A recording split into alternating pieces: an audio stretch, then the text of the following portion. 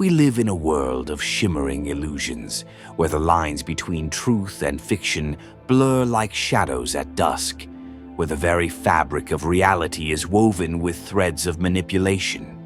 Have you ever stopped to question the foundations of what you believe? To wonder if the life you've been handed is nothing more than an elaborate sleight of hand?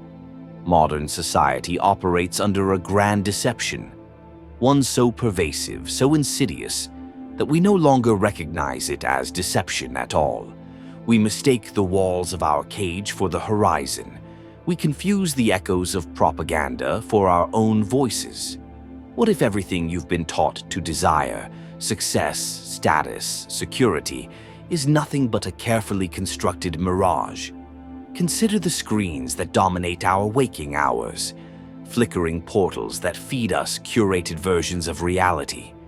We scroll through lives that seem fuller, brighter, more meaningful than our own. And in the quiet moments, we feel the ache of absence. But whose absence? Is it the absence of something real, or the absence of something we've been tricked into believing we need? The deception runs deeper than algorithms and advertisements. It lives in the unspoken rules that govern our behavior, in the silent judgments that shape our choices. We chase promotions, possessions, prestige. Yet the more we acquire, the emptier we feel. Why? Because we've been sold a lie that equates consumption with fulfillment, a lie that tells us happiness is just one purchase away. But what if the truth is far simpler and far more terrifying? What if the greatest trick modern society ever pulled was convincing us that we are free, while keeping us shackled to systems we never consented to? Let me tell you a story. Once, there was a village built atop a vast underground river. The villagers spent their days constructing elaborate pumps and pipes, laboring tirelessly to draw water from the depths. They believed this was the only way to survive, until one day a child asked a simple question. Why do we work so hard for what is already beneath our feet? Are we not like those villagers? Striving, straining, chasing after what was ours all along. The deception is not just outside of us. It lives within, in the way we measure our worth by productivity, in the way we mistake busyness for purpose. We have been conditioned to fear stillness, because in stillness the illusion begins to crack. And yet, there is a way out. But before we go further, before we peel back another layer of this grand illusion, tell me, have you ever felt it? That quiet whisper in the back of your mind, the one that says something here is not right. This is only the beginning. We are born into a world that tells us who we should be before we've had the chance to discover it for ourselves. From the moment we take our first breath, we are assigned roles: student, worker, consumer. We are given scripts to follow, paths laid out like train tracks, leading us toward predetermined destinations. But who laid these tracks? And who decided they lead anywhere worth going? The education system molds us into efficient cogs, teaching us how to memorize, comply, and regurgitate, but not how to think, not how to question. We are trained to seek approval, to crave gold stars and high grades, as if the validation of authority could ever measure the depth of a human soul. And then we enter the workforce, where the deception takes on new dimensions. We sell our time, our most precious, irreplaceable resource, in exchange for scraps of paper we've been taught to worship. We call it a fair trade, but is it? When the richest 1% hoard more wealth than the bottom 60% combined, when wages stagnate while profits soar, what does that tell us about the true nature of the game? We are told that hard work leads to success. But what if the ladder we're climbing is leaning against the wrong wall? What if the entire structure is designed to keep us climbing, forever chasing a prize that never comes? Think of the rat race, a wheel spinning endlessly, going nowhere. Now look at your life, your routines, your struggles. Do you see the wheel? Or have you been running on it for so long that it feels like solid ground? The deception thrives on our obedience, on our willingness to play by rules we didn't write.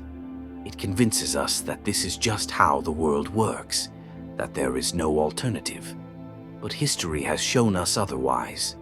Every revolution, every act of defiance against the status quo began with a single question: why must it be this way? So I ask you now, what rules have you accepted without examination? What lies have you mistaken for truth? And if you're still listening, if these words have stirred something in you, then you're already one step closer to breaking free. But the journey is long, and the illusions run deep. At this point, if these ideas resonate with you, consider liking and subscribing, because what comes next will challenge everything you thought you knew. The third layer of the deception is perhaps the most painful to confront. It is the lie of identity, the illusion of the self.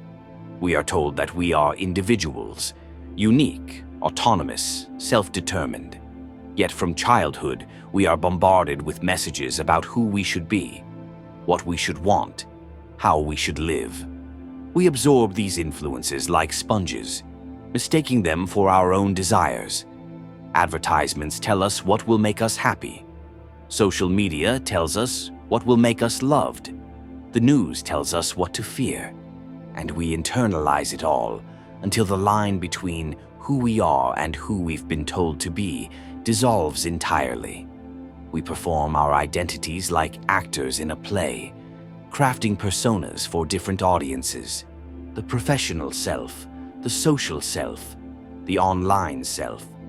But beneath these masks, who remains? There is a story of a man who spent his life collecting rare and beautiful masks. Each one represented a version of himself he presented to the world. One day he reached for his own face and realized he could no longer find it. Are we so different? The modern world offers us endless ways to express ourselves, but how many of us have ever truly met ourselves? Stripped of the labels, the roles, the expectations, who are you? This is the great tragedy of the deception. It doesn't just distort the world around us, it distorts the world within us. But there is a way back, a path to reclaiming what was lost, and it starts with a single terrifying act: the act of waking up. There is a moment, a fleeting, razor's edge instant, when the illusion wavers, when the noise of the world fades just enough for you to hear your own breath. In that moment, a question arises, unbidden. Is this all there is? We spend our lives drowning in distraction, in the endless scroll, the 24-hour news cycle, the dopamine hits of notifications and likes. We are kept perpetually busy, perpetually exhausted, because a mind that never rests never questions, never rebels. But what if rebellion doesn't look like burning buildings or raised fists? What if true rebellion is simply seeing the deception for what it is? Imagine a prisoner who one day realizes the bars of his cell are made of smoke, that the door was never locked, that the only thing holding him there was his own belief in the cage. What would he do? Would he step forward, or would he choose the comfort of the familiar, even if it's a prison? We are that prisoner. Our cage is built from myths we've swallowed whole. The myth of scarcity, that there's never enough, so we must fight for scraps. The myth of separation, that we are alone, disconnected, competing rather than collaborating. The myth of progress, that faster, shinier, more efficient means better. But look around. The more advanced we become, the more fractured our souls. The more we optimize, the less we live. We have mastered the art of existing, but have we forgotten how to be? There's an old tale about a king who demanded a single grain of rice on the first square of a chessboard, doubling on each subsequent square. By the 64th square, the amount was enough to bury his kingdom. This is the exponential lie of modern society. We think we're adding grains. We don't see the avalanche coming. What grains are you blindly piling onto your own board? The fourth layer of deception is time, or rather, our relationship to it. We've been conditioned to see time as a currency, something to spend or waste. We trade hours for dollars, days for vacations, years for retirement. As if life is a transaction. As if the present is just a stepping stone to some future payoff. But what if time isn't linear at all? What if past, present, and future are happening simultaneously? And the only moment that's ever real is now. Think of the last time you were truly present, watching a sunset without reaching for your phone, laughing until your stomach hurt, lost in the joy of the moment. In those instances, the deception lifts. You remember what it is to be alive, yet society pulls us back. It tells us to hurry, to plan, to worry. It convinces us that productivity is virtue, that stillness is laziness, that the unexamined life isn't just worth living, it's the only way to live. But here's the truth they don't want you to grasp. You cannot think your way out of the deception. The mind is part of the trap. The way out is through the body, through the senses, through the raw, unfiltered experience of being human. When was the last time you felt rain on your skin without rushing for cover? When did you last taste your food instead of consuming it? The present moment is the crack in the illusion, and through that crack, light pours in.